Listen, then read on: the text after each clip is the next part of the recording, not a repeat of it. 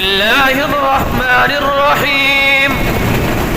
وإذ قلنا للملائكة اسجدوا لآدم فسجدوا إلا إبليس قال أسجد لمن خلقت طينا قال أرأيتك هذا الذي كرمت علي لئن أخرتني إلى يوم القيامة لأحتنكن ذريته إلا قليلا قال اذهب فمن تبعك منهم فإن جهنم جزاؤكم جزاء موفورا واستفزز من استطعت منهم بصوتك وأجلب عليهم بخيلك ورجلك وشاركهم في الأموال والأولاد وعدهم